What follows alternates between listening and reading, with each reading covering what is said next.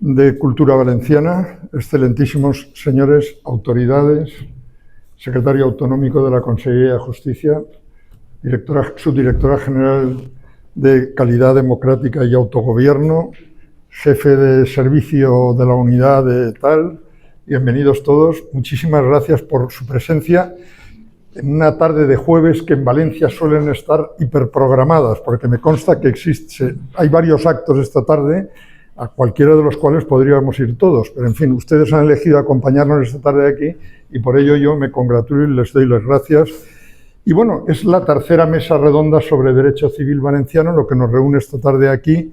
Y bueno, yo antes de ceder la palabra a mis queridos compañeros que lo fueron en su día de la Comisión de Codificación, pues quería hacer una breve reflexión, muy breve, ¿no? Porque realmente creo que merece un poco la pena que pensemos lo siguiente. Nosotros cuando hablamos del derecho civil valenciano le echamos la culpa de la pérdida de nuestros fueros a la abolición de Felipe V como consecuencia de la Guerra de Sucesión, y es verdad.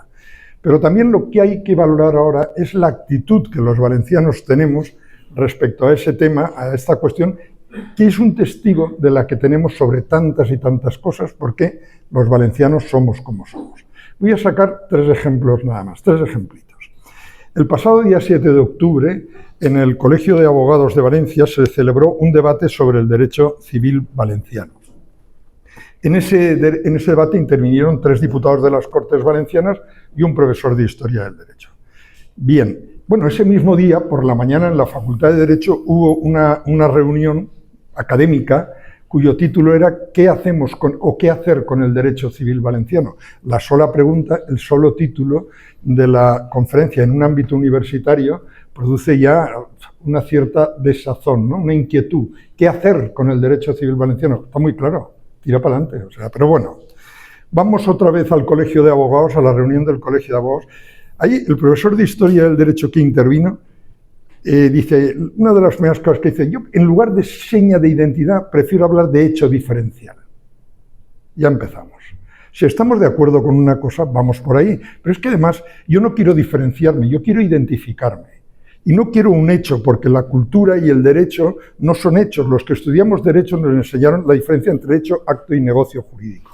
Y el hecho es un acontecimiento de la naturaleza con relevancia jurídica, pero el derecho no es un acontecimiento de la naturaleza. Entonces, es más un signo de identidad. Pero había que, entonces, de los 3 diputados, uno se fue con el profesor de Historia y los otros 2 prefirieron seña de identidad. Bueno, ya tenemos ahí una cosa muy valenciana. 4, 2, 2 y 2. Bien. Luego, pues, ¿quién inventó la palabra hecho diferencial? Cambó.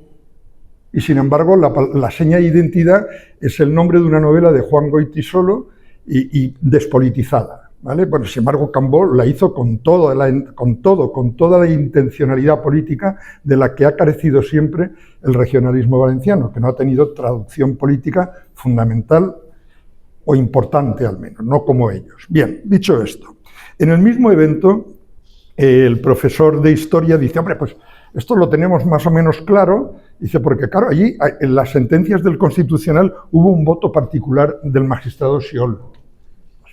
Magistrado Xiol, lo vamos a elevar a los altares. El magistrado Xiol hizo un voto particular de 8 folios en el cual se refería fundamentalmente a que el Constitucional no había tenido en cuenta la reforma del Estatuto de Autonomía de 2006 en materia de derecho civil. No lo había tenido en cuenta. Luego hacía una excursión por la disposición adicional primera para vincular la competencia legislativa civil con los derechos históricos que tradicionalmente el Constitucional siempre ha vinculado a la tutela de la foralidad institucional vasca y navarra. El derecho civil va en 149.1.8 y finalmente se ponía a hablar de las instituciones conexas porque ya el abogado del Estado solo impugnó 11 artículos de la ley. Y la ley tenía 48. ¿Por qué el Constitucional anula toda la ley en lugar de anular los que le pedía la abogacía del Estado? Y hizo efectivamente, pero eso lo hemos dicho todos en todos sitios y tal. Quiero decir que frente a 8 folios de esas características, señor, aquí tenemos un andamiaje jurídico para apoyar la reivindicación de la plena competencia que es extraordinario. Bueno, pues ya tenemos 2 cosas. Hecho, seña, Xiol, cuando aquí tenemos... Bueno, y por último, Lo que sí que quería decir, y dejar ya, y con esto termino mis breves palabras de intervención, que a lo mejor son demasiado largas, hay una cosa que es la navaja de Occam, es un principio filosófico. Probablemente lo más simple sea lo más cierto. Y esto solamente lo vengo a traer a colación porque aquí, en este momento, hay dos tendencias, en orden a la reivindicación de la plena competencia. Una es la reforma de la Constitución y la otra es la reforma de la doctrina del Tribunal Constitucional, o sea, una reinterpretación de la doctrina por el propio Tribunal Constitucional. Ambas exigen acuerdo político, pero es evidente que una es mucho más compleja que la otra.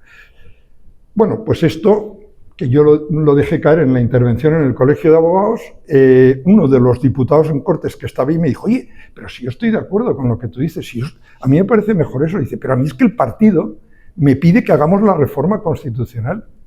Y dice, perdona, la reforma constitucional para la competencia legislativa civil de la Generalitat, ¿para eso una reforma de la Constitución? Y bueno, así nos va. Esto lo único que quería transmitir es que muchas veces pensamos, la abolición, los Borbones, la guerra de sucesión, tal y cual, el Tribunal Constitucional, mirémonos a nosotros mismos y veamos si somos capaces de adoptar actitudes armonizadas que tiren en la misma dirección y le den fuerza, potencia, sensación de unidad, transmitir cohesión en la sociedad valenciana en esta reivindicación. ¿Por qué? Si nos vamos todos a bofetadas y aparecemos igual que, y que me perdonen aquí mis queridos compañeros de la Academia de Cultura, es decir, vamos a pedir la norma ISO para el valenciano, me parece muy bien. Primero, intentemos unificar, intentemos armonizar, ¿tarea imposible? Pues no lo sé, pero es la que merece la guerra, porque lo que no podemos los valencianos es ir ahí diciendo que hay 5 lenguas valencianas peleándonos entre nosotros, ahora sale el derecho civil y también a bofetadas entre nosotros. La verdad es que dan ganas de cambiarse de país. Bueno, pero no, me voy a quedar aquí, estoy encantado y sobre todo al estar rodeado de mis 2 compañeros viejos ya conocidos de la casa. Bien, vamos a empezar con el profesor García Edo. Vicente García Edo es profesor de Historia del Derecho Español en la Universidad Jaume I de Castellón. Dice aquí que se ha jubilado hace unas semanas. El dato irrelevante de la edad, porque no es eso lo que vamos aquí a tratar, es mucho más antiguo lo que trata él que él mismo, pues después de muchas décadas dedicado a la docencia y a la investigación, es doctor en Historia por la Universidad de Valencia y doctor en Derecho por la Universidad Jaume I, y ha dedicado el grueso de su trayectoria investigadora al estudio de la legislación de la época medieval de los distintos territorios que componían la Corona de Aragón, en especial del Reino de Aragón y sobre todo el Reino de Valencia. Como él mismo dice, los valencianos tenemos la suerte de conservar casi todos los textos fundamentales de nuestro antiguo derecho foral y lo único que falta es que entre todos los estudiemos como es debido. Esta es la reivindicación, es entre todos. Me emociona, Vicente?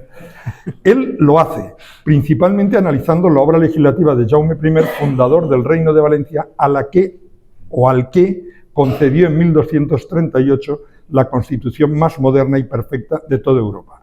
Una característica lamentablemente muy poco conocida por los propios valencianos. Pues bien, el título de la mesa es Derecho Foral Valenciano, lo que fue y lo que pudo ser. Entonces el historiador nos hablará de lo que fue y la catedrática de Derecho Mercantil, Carmen Boldó, nos hablará de lo que pudo haber sido. Y entonces, para empezar, querido Vicente, tienes la palabra. Y muchas gracias. Muchas gracias a Vamos a ver. Hablar después de escuchar a Vicente pues es un problema porque yo no tengo su facilidad de expresión y aún así procuraré hacerlo lo mejor que pueda. Quería decir antes de comenzar que he hecho en falta la presencia imposible de un amigo especial, Vicente Simó Santonja. Falleció ya hace 11 años. 11 años. Y precisamente esa amistad vino, probablemente muchos de los presentes le conocían y sabían cómo era su aspecto, su carácter, su fortaleza y su rotundidad. Y precisamente nuestra amistad vino del hecho de que yo no le conocía y ante una publicación suya con la que no estaba de acuerdo, escribí un artículo sobre los orígenes del Colegio Notarial de Valencia, era su feudo, y pues explicaba que no era posible aquella teoría y tal. Bueno, no es que no se enfadó, sino que tuvimos la ocasión de hablar personalmente en las sesiones de la Comisión de Codificación y desde entonces una amistad tremenda. Y esto es, si se quiere, una anécdota, pero es algo que quiero recordar esta tarde. En cambio, si hay presentes varias personas con las que me ha gustado reencontrarme, independientemente de los cargos, para mí Manolo y Pilar, que están aquí en primera fila y me han ayudado muchísimo, sobre todo Pilar muchísimo en su momento, y quiero recordarles precisamente. Y en cuarta fila, justo enfrente de mí, pues hay lo que ha sido en el final de mi trayectoria académica, pues una especie de bendición del cielo.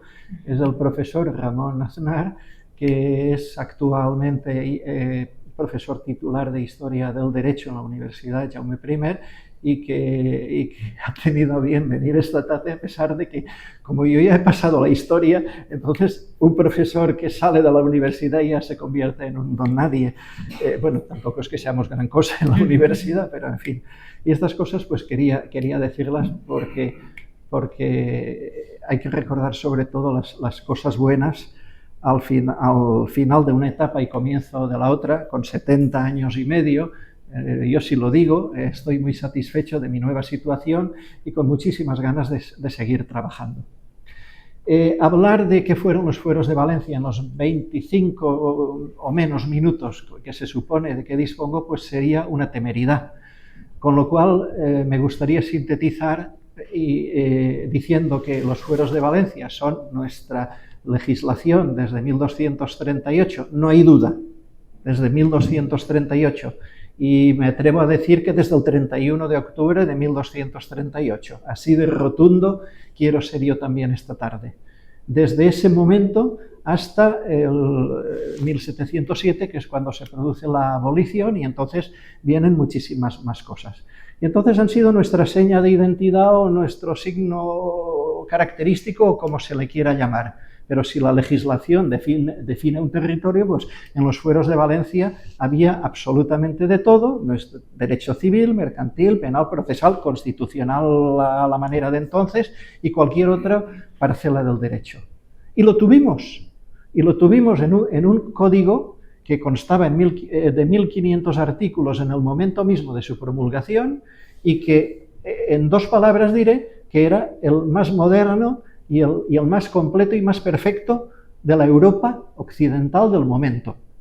Antes que aragoneses, antes que catalanes, antes que castellanos, antes que portugueses, navarros, mallorquines, por hablar solamente de los distintos territorios peninsulares.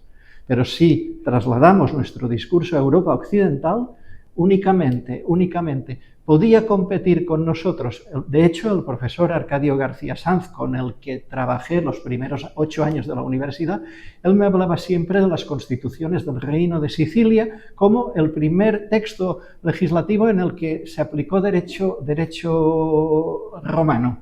Es la base de nuestro derecho. Pues analizando con tranquilidad las constituciones de Sicilia, no le llega a la suela del zapato de lo que fue nuestro antiguo ordenamiento jurídico. Y sin embargo, como Vicente decía, no es que los propios valencianos no nos reconozcamos con nuestros fueros, sino que encima no nos reconocen fuera y nos han considerado como a la hora de distribuir la península ibérica en un conjunto de comunidades autónomas, unas de primera y otras de segunda fila, pues bueno, se ha concedido de primera división a una Galicia, a un País Vasco o una Andalucía, que nunca lo han sido, y en cambio los primeros que tuvimos un derecho moderno, europeo, como Dios manda, pues nos han mandado a esa segunda división. Pero bueno, dejemos ahí. Y yo esta tarde he pensado, aparte de que una imagen vale más que 1000 palabras, hablar solo de qué era ese derecho y cómo nos concedieron ese derecho en 1238 y apuntaré únicamente al final, si da tiempo, cómo empezó a desarrollarse. Pero no pasaré del reinado de Jaime I porque sería una temeridad por mi parte. Y en cambio, esos orígenes del derecho foral valenciano son tan mal conocidos en la actualidad que bien merece la pena dedicar unos minutos. Ya se me ha hecho una invitación a participar en una publicación y en esa próxima de la Real Academia, y para esa publicación pues desarrollaré con un poco más de detalle todo lo que esta tarde pueda decir. Los fueros de Jaime I, y me gustaría recordar también unas efemérides, son lo que les acabo de decir. La suma de todas esas parcelas de lo que actualmente son derechos de materias muy distintas que tenemos reorganizadas, reestructuradas desde el siglo XIX en forma de códigos, pues bien, se trataba de un único libro, un único volumen en el que estaba recogido absolutamente todo lo que podía ser necesario para el pueblo valenciano a partir del momento mismo en que fuera conquistado. Y ese libro se tuvo que hacer nuevo desde un primer momento, porque con anterioridad a la llegada de las tropas cristianas de Jaime I, bueno, pues en el reino musulmán de Valencia lo que regía era la Suna y la Sharia y nada más. Y si había algún cristiano, que pudiera ser que lo hubiera, algún mozárabe del cual no nos ha quedado lamentablemente ni un solo testimonio escrito, pues bueno, lo que está claro es que utilizarían, como en otros lugares de la península, las leyes visigóticas contenidas en el Liber Iudicum, como se conserva, por ejemplo, en Castilla, en Navarra y en algún otro territorio. Pero eso es otra historia, esa es otra historia. Y me gustaría también decirles que mañana nosotros, bueno, iba a empezar con un 28 de septiembre de 1238. Aquí comienza nuestra historia, y comienza nuestra historia con el documento que no es otro sino el de la capitulación de la ciudad de Valencia. En la víspera de San Miguel, 28 de septiembre, capitula Valencia. Y entonces no se asusten porque aunque esté en latín no les voy a entretener. El 28 de septiembre capitula Valencia pacíficamente porque el rey lo acuerda con rey Jaime I, lo acuerda con Zayán, el último rey de Valencia, que en la primera línea subrayada en color rojo, si apagamos la luz, espera. Es la primera o la segunda por este lado de la bandera. La primera dice, yo Jaime I te prometo a ti, Zayán, el rey Zayán, hijo del rey Lobo, nieto del rey Lobo e hijo de Modef. Le promete que todos los musulmanes, hombres o mujeres, que quisieran salir de Valencia, a partir de ese 28 de septiembre, lo pueden hacer salvos y seguros con sus armas y con sus ropas y todo aquello que pudieran llevar consigo bajo la protección real. Desde este día presente, 28 de septiembre, hasta y que estén fuera de la ciudad en los 20 días continuos siguientes. Es decir, durante esos 20 días se concedía licencia o autorización para que los musulmanes pudieran salir pacíficamente. Y lo consiguió el rey. Consiguió que pudieran marcharse tranquilamente, llevándose todo, y en el propio Llibre dels Fets, la crónica de Jaime I, nos dice que fueron muy pocas las agresiones de cristianos a musulmanes en ese momento y que la gente se puede marchar. Pero nos añade a continuación en este último párrafo algo que tampoco se suele decir nunca. Dice, además de esto, queremos, el rey siempre habla en plural majestático, queremos y concedemos que todos aquellos musulmanes que quisieran permanecer en el término de Valencia. Cuando hablamos de término de Valencia, no es el término municipal de Valencia actual, sino un término municipal que empezaba en Puzol y acababa en el límite de Alzira, no me salía, hasta Alzira, es decir, 40-50 kilómetros de norte a sur, el mar Mediterráneo al oriente y en el occidente el término municipal de Paterna, un poquito más, y hasta ahí llegaba el término municipal de Valencia. Podrían permanecer en el reino bajo nuestra fidelidad y se habrán de componant, entender, negociar con los señores que eran dueños de todas esas poblaciones. Por ejemplo, cerca de Valencia, tan cerca, Alboraya, ya era un lugar del término municipal que formaba parte del dominio de un señor, y como eso, todos los demás. Y esto lo olvidamos, y este documento no solemos tenerlo nunca en cuenta, y es básico, porque si nosotros sumamos con los dados, que es una operación muy sencilla y muy fácil, y contamos los 20 días, el día 28 cuenta y el último también cuenta, mañana 17 de octubre, mañana mismo, 17 de octubre, nace realmente el Reino de Valencia. Termina ese plazo de interinidad, yo no sé jurídicamente cómo podríamos nombrarlo todo esto, pero mañana se cumple el 787 aniversario de la fundación del Reino de Valencia. Mañana mismo, tal cual, tan sencillo. No recuerdo haberlo visto, leído en ninguna parte. No recuerdo que nadie lo haya publicado. Bueno, pues lo publicaremos en este artículo. 17, víspera de San Lucas, San Lluc, si no me equivoco es el 18. Y si seguimos analizando la documentación, la promulgación de los fueros, hace 30 años, en un artículo que publiqué en 1996, 31 años, pude fijar con casi exactitud la fecha de promulgación, entre octubre y diciembre de 1238. Sin duda alguna, las razones no hace falta que las exprese ahora, por lo que decía Vicente hace un momento. Hasta hace 2 o 3 años, nadie debió haber leído aquel artículo que se publicó en una de las revistas más prestigiosas de España de historia medieval, y sin embargo en aquel momento ya se dijo. Y aún así, el año pasado aún se pudo perfilar un poquito más, y no es mérito mío. Todos hemos leído 50.000 veces los pasajes de la crónica de Jaime I en la que se dice cuándo fue y cómo fue la conquista de la ciudad de Valencia. Bueno, pues a mí se me pasó y a muchísimos también.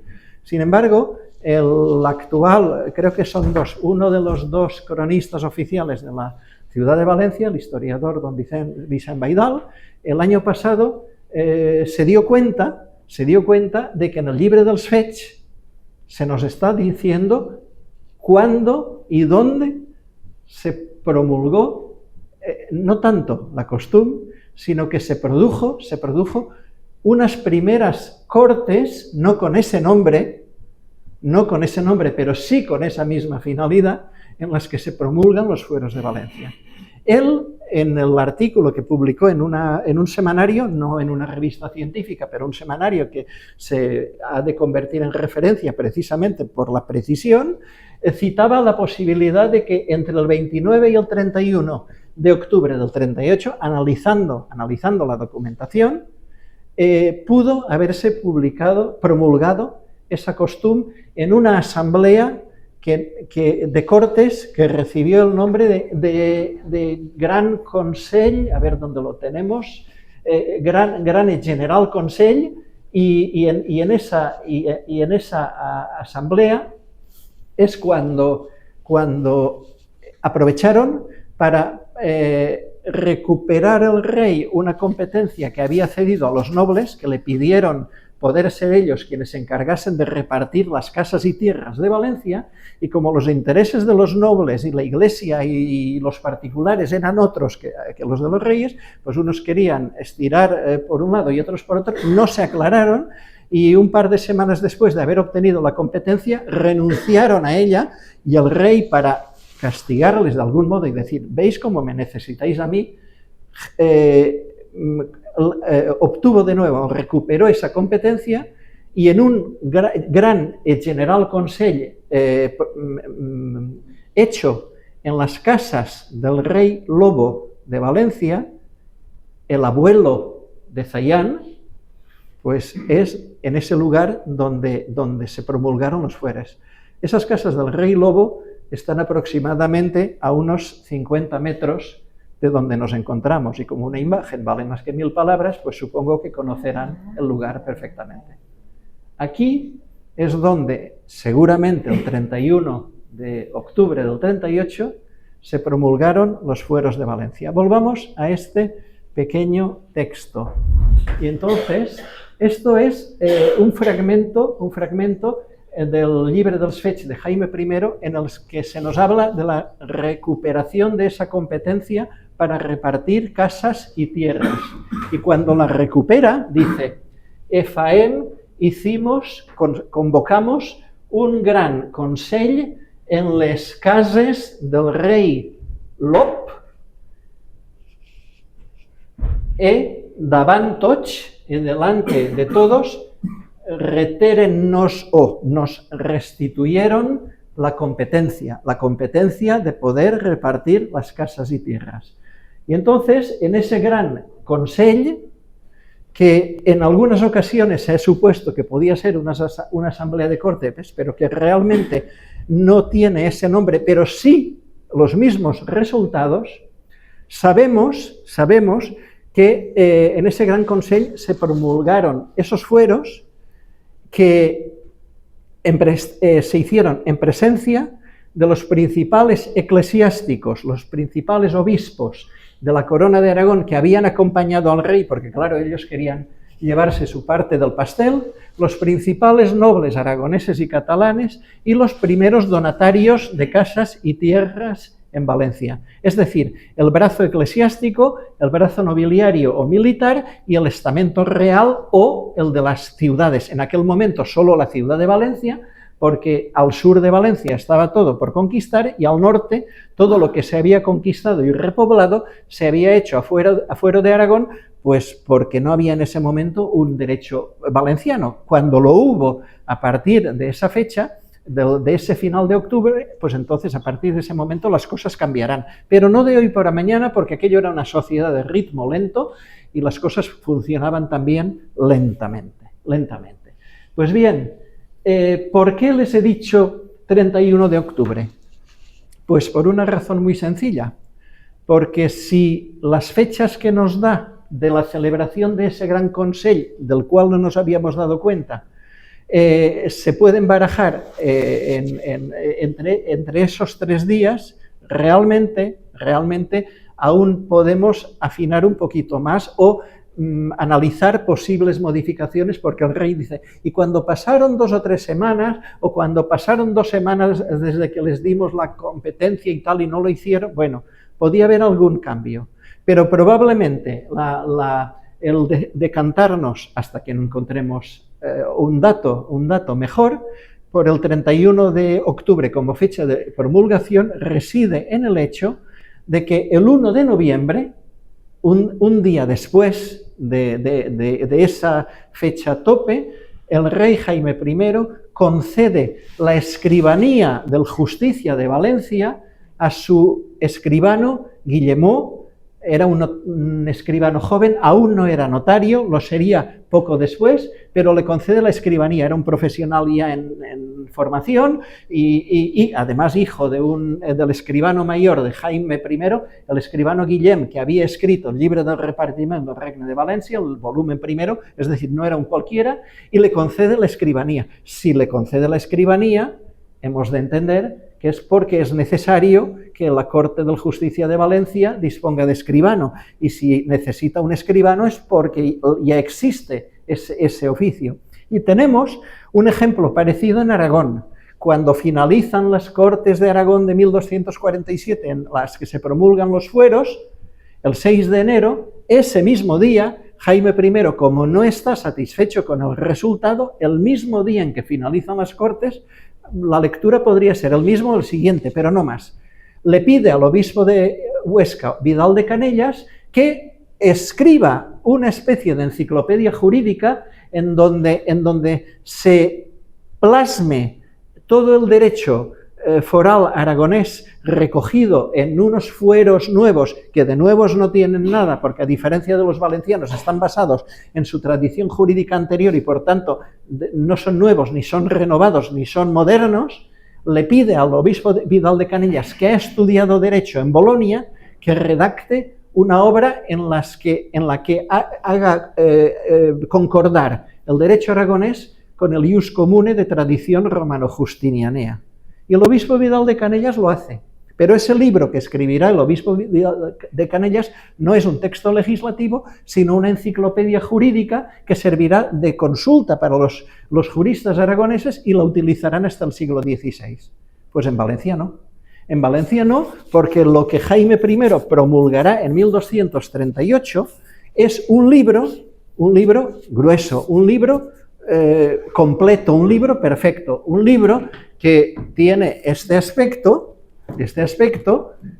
puesto que esto es el facsímil del Códice de los Fueros de Valencia que el rey Jaime I promulgó en 1238. Me gustaría que fuese el original y que fuese mío, pero eso sería pedir demasiado. De momento, si acaso nos lo permitieran tener en las manos, mejor que no, pues se lo deberíamos pedir a la señora alcaldesa de Valencia y no creo que nos lo permitiese porque lo mejor es que el libro esté conservado en el archivo municipal, en su vitrina y por tanto allí es el mejor ejemplo de lo que es el signo de identidad, la señal de identidad, el emblema, el símbolo del pueblo valenciano.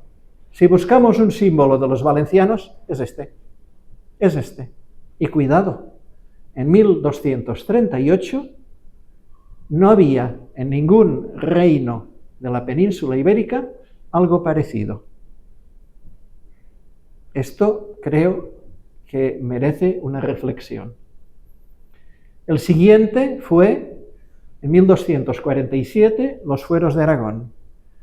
Si el Códice de Valencia consta de unos 1500 artículos basados en el derecho romano-justinianeo en aproximadamente la mitad, en los Fueros de Aragón no hay derecho romano-justinianeo y consta de unos 330 artículos. Si seguimos adelante, el siguiente serían los Fueros de Navarra. Los Fueros de Navarra de hacia 1250 no tienen nada de derecho romano moderno, sino que es también un texto basado en su tradición. Y si buscamos el siguiente, que sería el derecho de Castilla, con el Fuero Real, consta de unos 400 artículos y no hay nada de derecho común.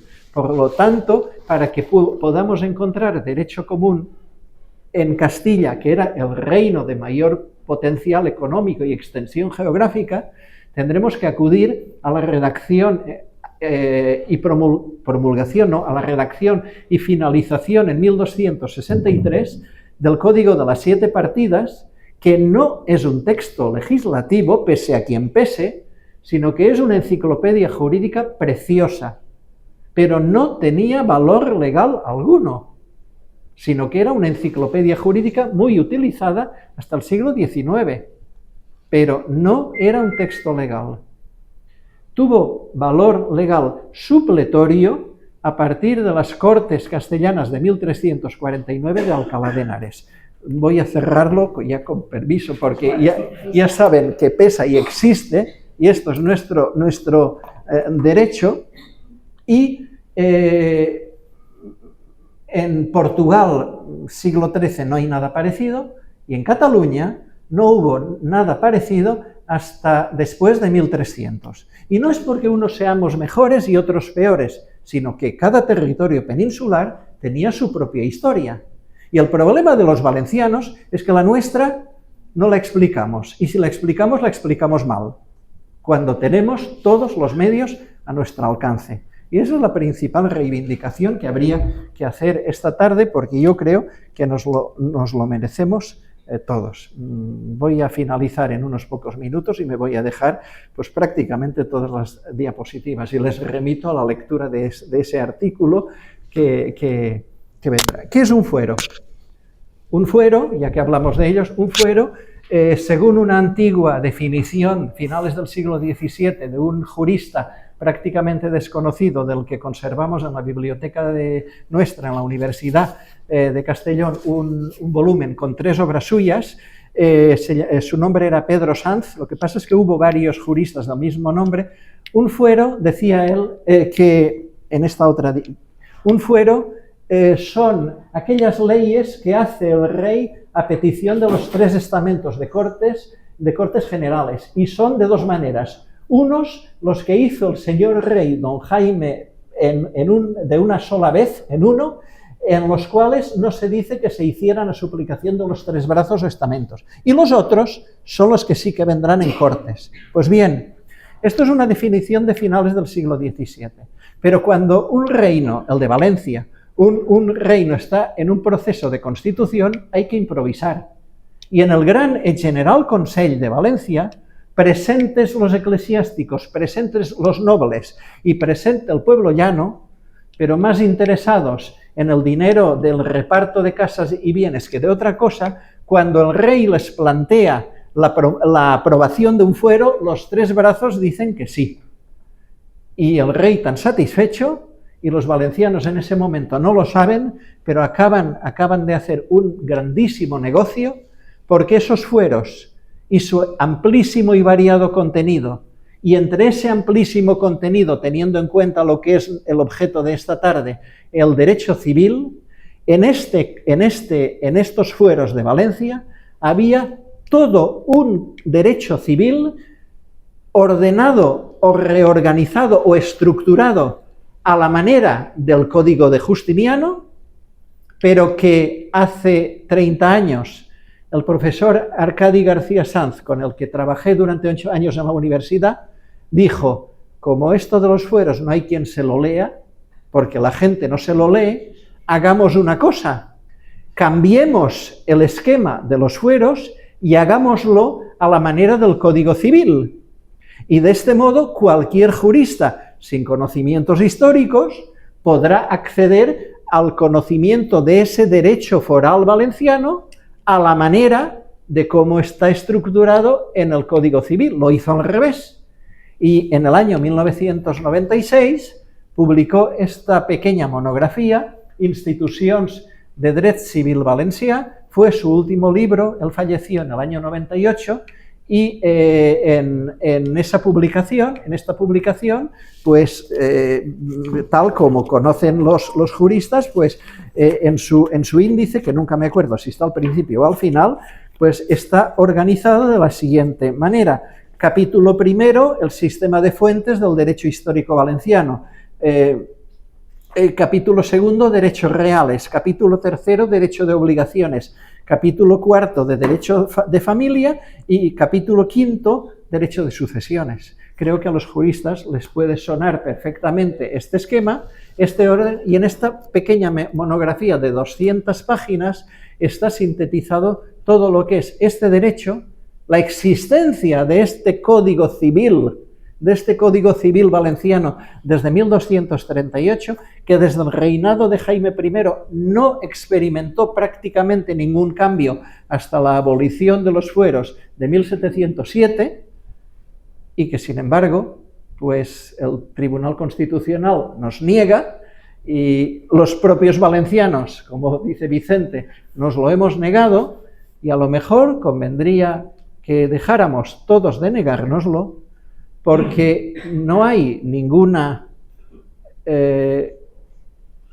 peligro para la unidad de España el hecho de que nos reconozcan la existencia, reconozcan no, aquí está, de nuestro propio derecho civil, en la medida que lo tienen otras comunidades que nunca han sido históricas y a las que antes he citado, y que no hace falta que lo repita. Y si nosotros mismos no nos convencemos de esta circunstancia, pues los demás evidentemente no lo van a hacer. Acabo. Los fueros de Valencia los redactaron los juristas de la Cancillería Real, y si están promulgados el 31 de octubre o alrededor del 38, y la ciudad se capitula en el 28 de septiembre y toma posesión efectiva Jaime I, no el 9, sino el 17, cuando finaliza el plazo que les he indicado, no es que 1500 artículos se puedan reunir y estructurar como Dios manda en 10 días, sino que desde el momento mismo en que a principios del 38 Jaime I, sus tropas, derrotan a los musulmanes en la batalla del Puig, la caída de Valencia era cuestión de tiempo. y en el momento en que Valencia cayera en manos de cristianos, necesitaría al día siguiente de unos jueces y de unas leyes para empezar a funcionar. Con los 8 meses que hubo entre enero y octubre del 38, hubo tiempo material suficiente para que los expertos juristas de Jaime I, comandados por el canciller, que era Berenguer de Palou, pero sobre todo destacando la figura del gran jurista Pere Albert, que había estudiado en Bolonia, trabajaba al servicio de Jaime I y sabía de derecho, no diré que más que nadie, pero de los que más, y todos los notarios y escribanos y asesores legales que había al servicio de la corona fueron quienes redactaron esa magna obra que es un monumento del derecho europeo de la época durante muchísimo tiempo.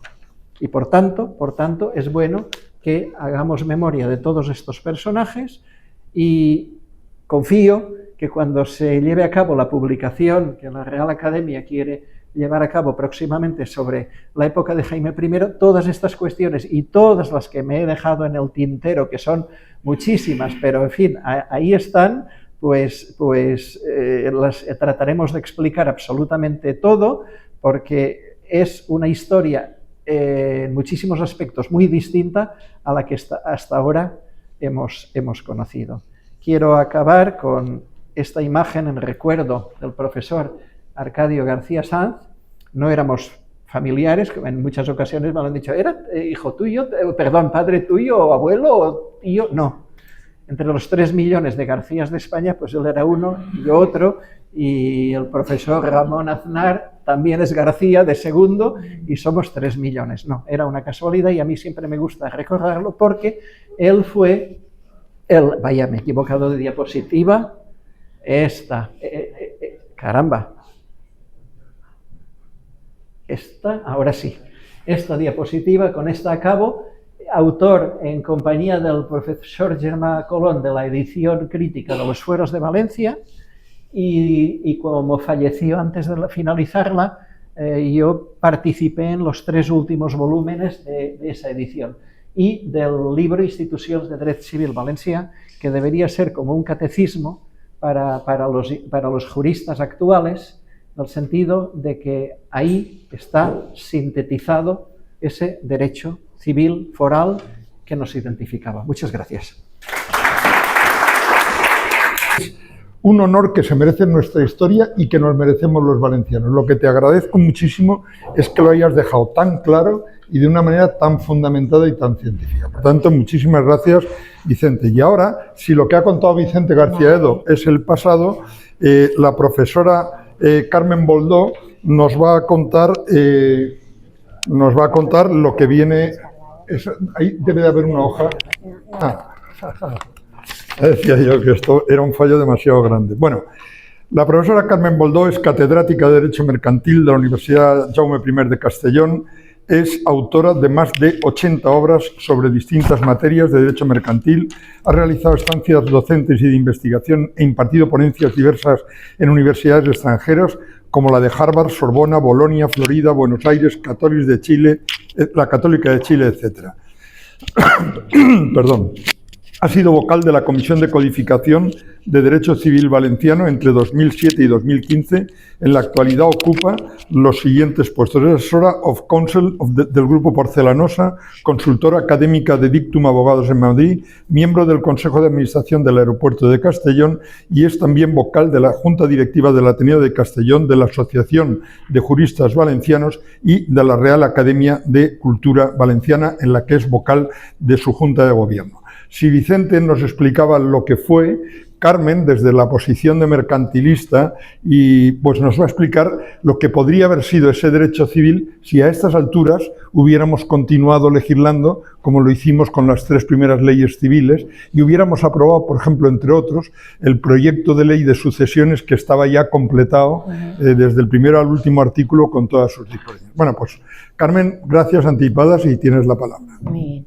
Bueno, pues muchísimas gracias Vicente, muchísimas gracias Vicente, ha sido toda una maravilla, ¿no? Oír todo lo que tenemos que reivindicar los valencianos para mí es un honor estar hoy aquí, que considero mi casa, entonces, porque formo parte también de la Real Academia.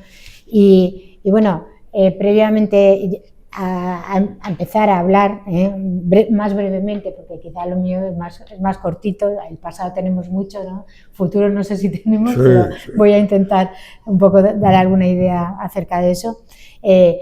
Quería hacer dos puntualizaciones. Lo primero es que hemos visto, por lo que nos ha contado Vicent, que ha estado fenomenal, pues de dónde venimos, ¿no? De dónde venimos, que es de un pasado glorioso a nivel jurídico.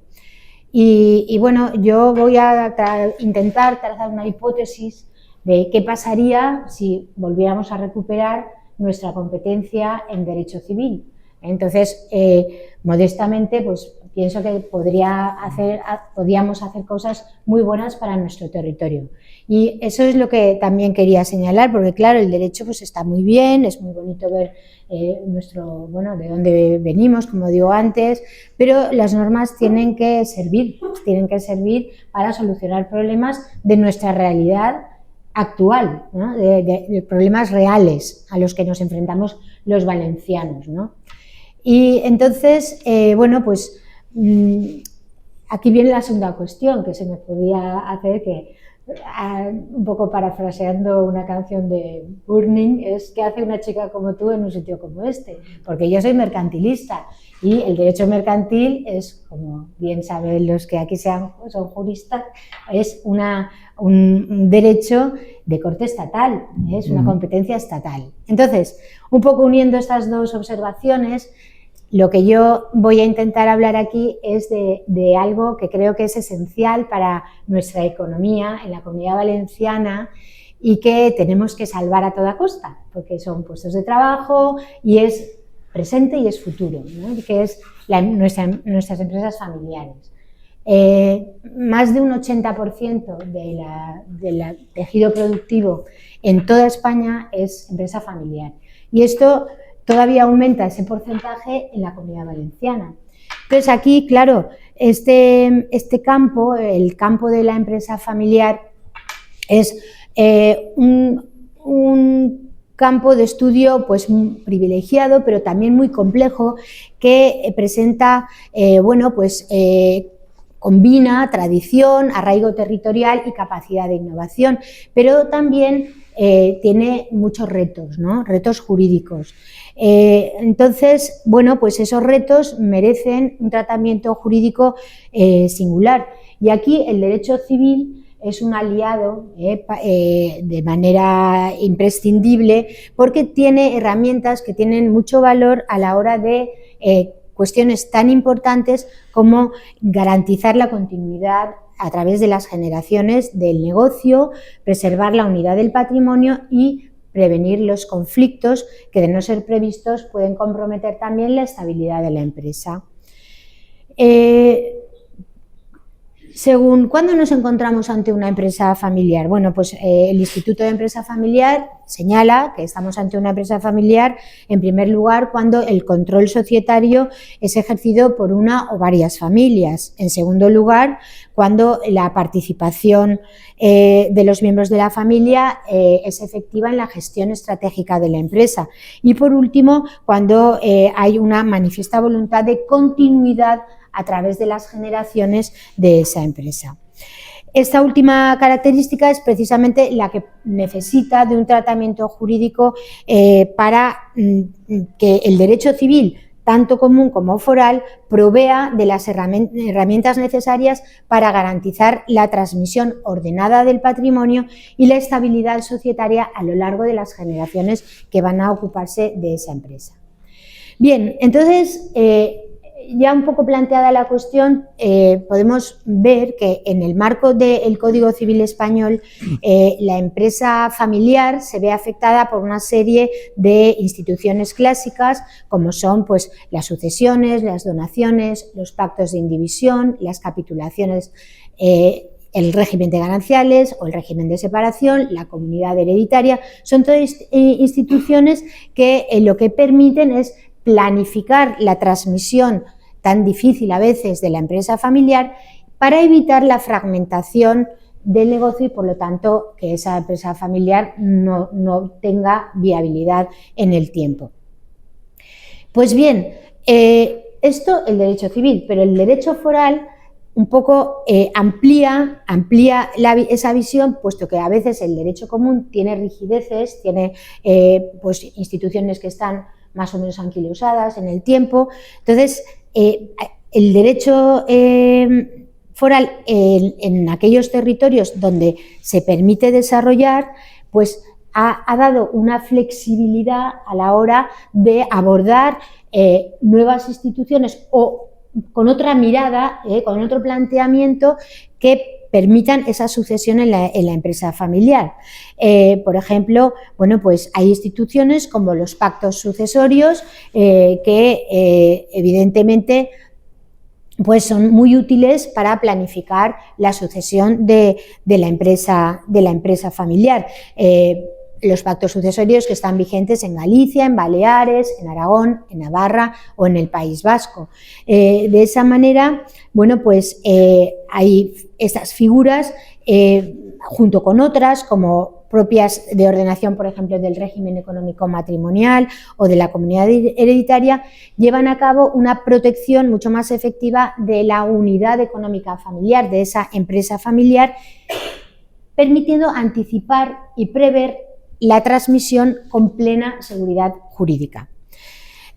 Bueno, pues por ejemplo, los pactos sucesorios con eficacia de presente, que son ajenos al derecho civil común, a nuestro Código Civil, permiten fijar en vida, con carácter irrevocable y plenamente vinculante, la atribución de participaciones sociales o de la totalidad de la empresa a un heredero o a un sucesor designado. Esto evita que al fallecimiento del titular la empresa quede atrapada ahí en una indivisión hereditaria que potencialmente también presenta muchos conflictos y de esta manera se favorece la continuidad de ese negocio, de esa empresa. Esta herramienta, por ejemplo, pues permite una mayor competitividad de la empresa a la hora de eso, de su permanencia en el tiempo y frente a entornos normativos más restrictivos como son aquellos en los que rige el derecho común o derecho civil, del Código Civil. Bien, ¿qué pasa en la Comunidad Valenciana? El caso valenciano, bueno, pues aquí esto ya es una historia bien sabida, ¿no?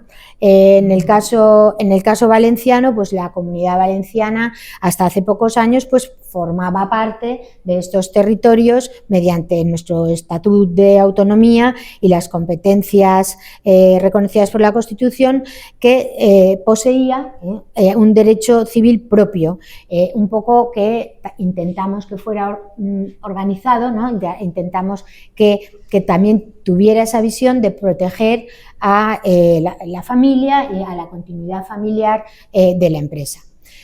Sin embargo, bueno, pues la lamentable derogación del derecho civil valenciano por parte del Tribunal Constitucional supuso un retroceso no solo en términos de diversidad normativa, sino también en la capacidad de adaptar el marco jurídico a las necesidades socioeconómicas de nuestro territorio valenciano.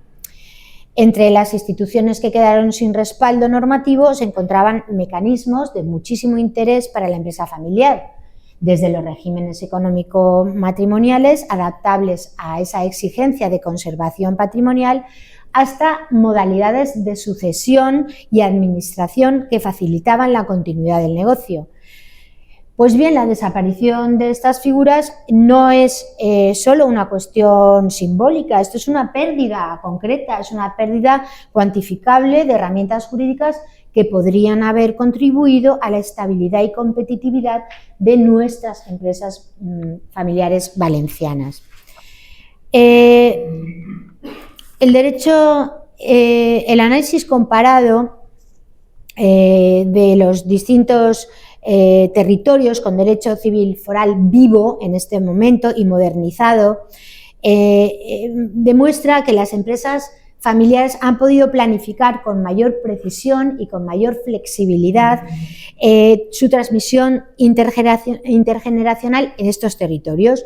Por ejemplo, en Navarra pues tenemos instituciones como el usufructo poderoso o el testamento mancomunado, que ayuda a ello. También en Galicia los pactos de mejora y apartación.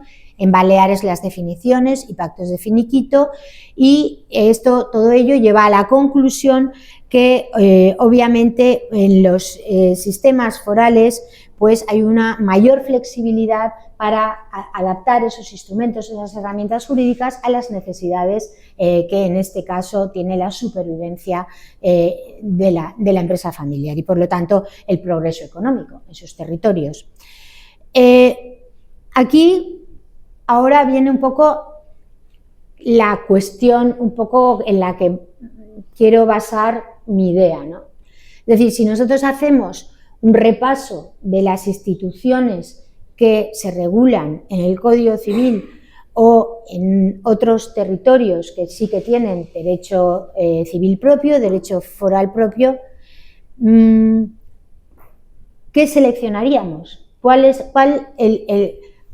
la posibilidad de legislar para nosotros en un hipotético futuro?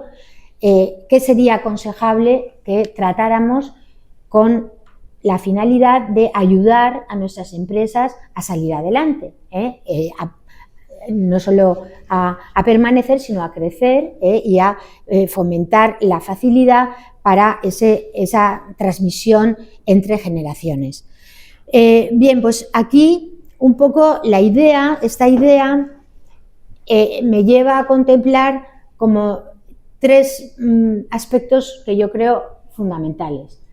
En primer lugar, hay muchas instituciones, hay un bloque importante de instituciones que podrían ser de muchísima utilidad si pudiéramos adaptarlas, si pudiéramos regularlas de una manera quizá más útil, más flexible, más moderna, más actual que lo que hace el Código Civil, ¿no? Entonces, entre estas materias civiles relevantes, luego hay muchas, voy a intentar señalar alguna.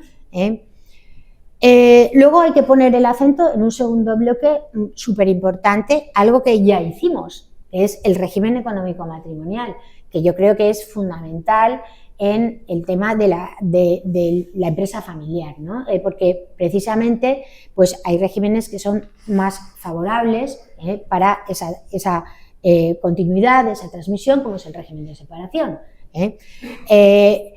Y por último, el tema de la libertad de testar, que creo que también es algo que nos tiene que hacer reflexionar sobre qué realidad vivimos y que ha cambiado muchísimo de cuando se promulgó el Código Civil allá por finales del siglo XIX, ¿no? Entonces, la realidad es diferente y al fin y al cabo las normas sirven para solucionar los problemas actuales, no los problemas pasados. Entonces, también tendríamos que reflexionar un poco y hacer alguna propuesta. Bien, un poco voy a desarrollar un poquito estos tres bloques a los que, en mi opinión, se tendría que atender en el caso de que nos fuera posible volver a mirar, a tener la capacidad para legislar en derecho civil, que es un poco ese deseo que no sé si alguna vez será cumplido, ¿no? Pero vamos, todos los que estamos aquí, ¿no? Estamos convencidos de ello, de su viabilidad. Bien, entonces, como digo, en primer lugar hay materias civiles relevantes que podríamos regular. En primer lugar, el pacto sucesorio, ya he hablado antes de él, está proscrito por el derecho común, por el derecho del Código Civil, pero está vigente en varios derechos forales y que es un instrumento privilegiado para planificar la sucesión empresarial y evitar la indivisión hereditaria. Luego también habría que abordar la comunidad de bienes y el condominio, analizando cómo estas situaciones de copropiedad, que son muy frecuentes en el ámbito familiar, pueden favorecer o dificultar la gestión del patrimonio empresarial. También habría que hacer frente al estudio del usufructo. El usufructo, que es una figura que permite distribuir facultades entre titulares y usuarios de un bien y que resulta especialmente valioso en la planificación sucesoria, por ejemplo, para proteger al cónyuge viudo o garantizar la continuidad directiva de la empresa. También se hace necesario un análisis de las asociaciones y fundaciones, instituciones sin ánimo de lucro que, sin embargo, pueden desempeñar un papel relevante en la preservación del legado familiar, la gestión indirecta de participaciones empresariales o la articulación de algo que hoy en día tiene mucho sentido y mucha importancia, que es la responsabilidad social corporativa de la empresa.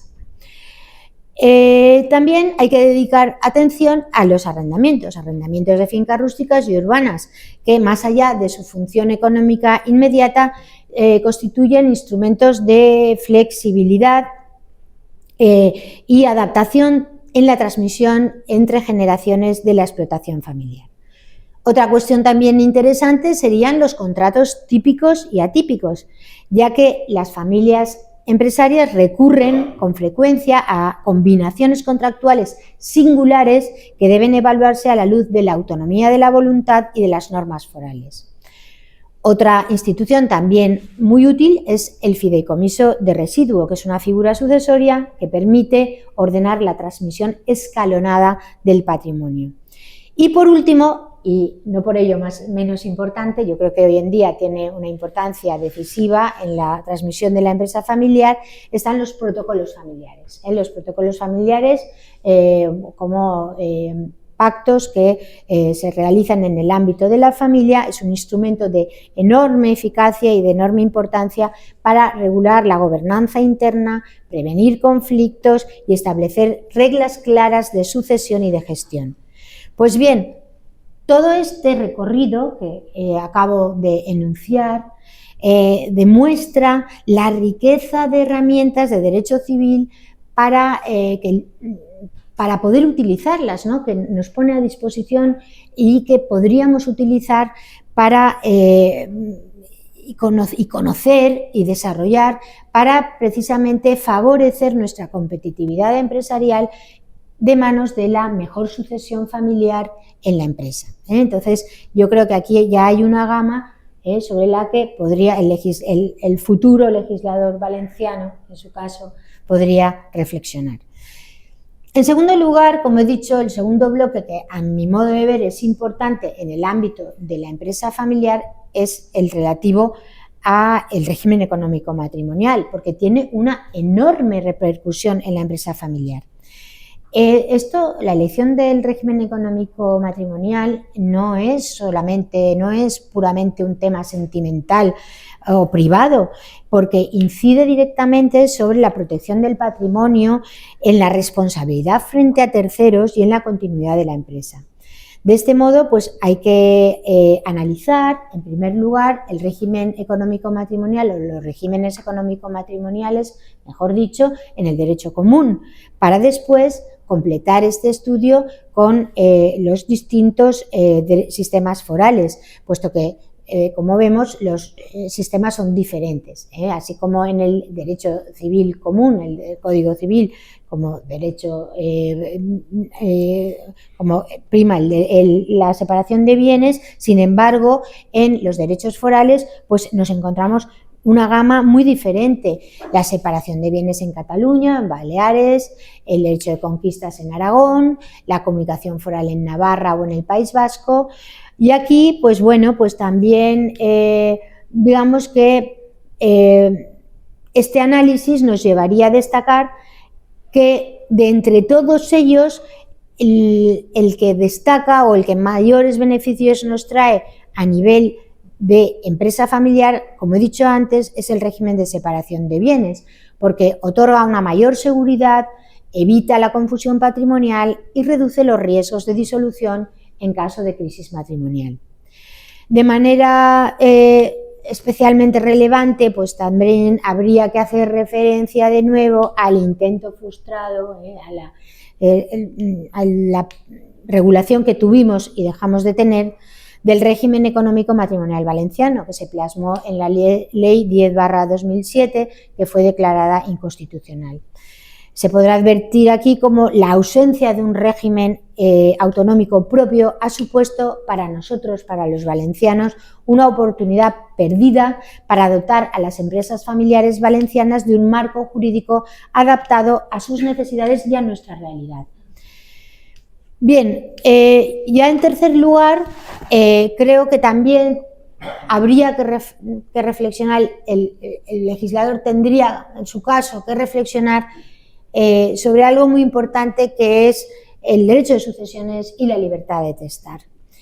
Esto tiene una enorme importancia a nivel de sucesión de la empresa familiar, porque la sucesión es el momento crítico en toda empresa familiar y de esta manera su adecuada planificación depende, pues después, la pervivencia del negocio o, por el contrario, su fragmentación y su desaparición.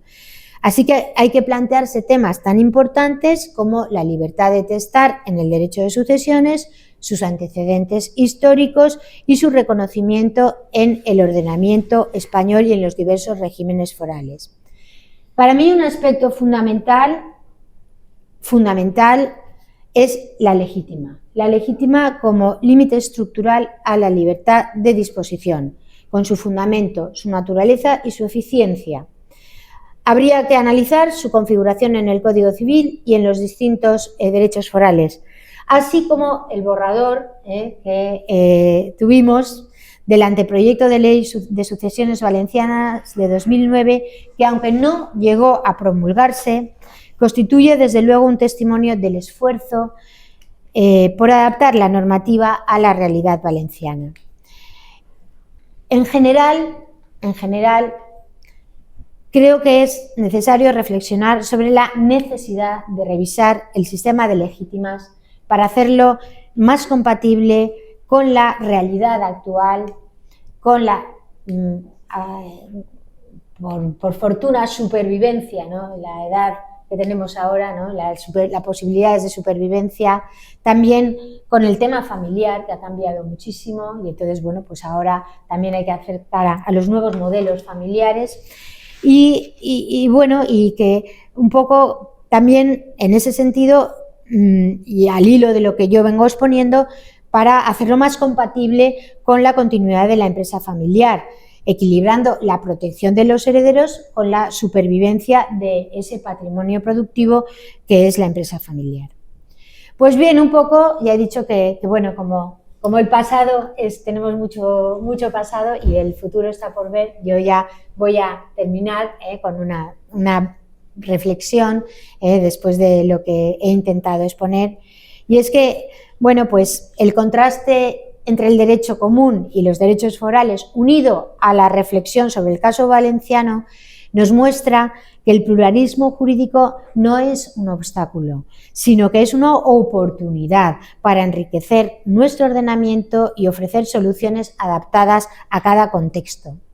En este ámbito, la defensa del derecho civil valenciano, entendida no como una reivindicación meramente histórica, sino como una necesidad práctica, constituye además una cuestión de una dimensión cívica y cultural innegable. La empresa familiar no es solo un negocio económico, sino también es una construcción jurídica que requiere marcos normativos estables, adaptados y versátiles. El derecho civil, en sus distintas manifestaciones, aporta precisamente esos marcos.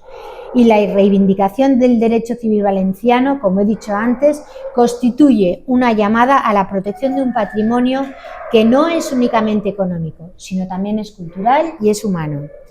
No me queda ya para finalizar, sino agradecer su atención a mis palabras, también mi agradecimiento a la Real Academia de Cultura Valenciana, a cual me honro en pertenecer, porque además también me han permitido la publicación de un libro que también verá la luz, bueno, espero que en poco tiempo, que se llama El Derecho Civil Valenciano como instrumento para la empresa familiar, en el cual pues hemos tratado de desarrollar todas estas ideas que hoy un poco les he resumido, ¿no? Para llegar a las conclusiones que también les he expuesto, ¿no? Esta actualidad, esta vigencia, esta necesidad de soluciones por parte de un hipotético derecho civil valenciano. De hecho, hay que constatar que donde se han preservado y se han modernizado estas instituciones, y como he dicho antes, la empresa familiar ha contado con instrumentos mucho más versátiles para abordar sus retos de sucesión, de gobernanza y de expansión. Por lo tanto, como propuesta de futuro y un poco para acabar, hay que luchar por la recuperación de nuestro derecho civil propio, algo que desde luego sin duda puede ser también de gran utilidad para afrontar los retos de nuestras empresas familiares y por lo tanto de la economía de la Comunidad Valenciana. Muchas gracias.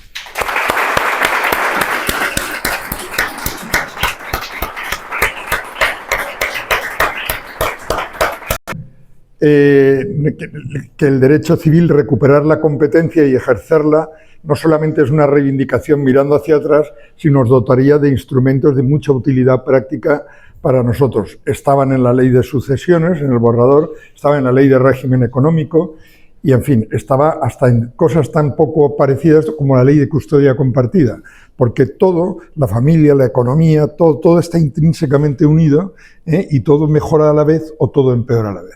Así que estoy convencido de que recuperaremos, tiene sentido la recuperación, no solamente es una mirada atrás, una mirada al futuro. Bueno, y ahora después de estas magníficas intervenciones, yo creo que es el momento de que intervengan ustedes con las preguntas que consideren adecuado hacerles a los ponentes. Muy bien, don Francisco, por favor, tiene la palabra. Quisiera hacer dos preguntas, una al historiador y otra a los juristas.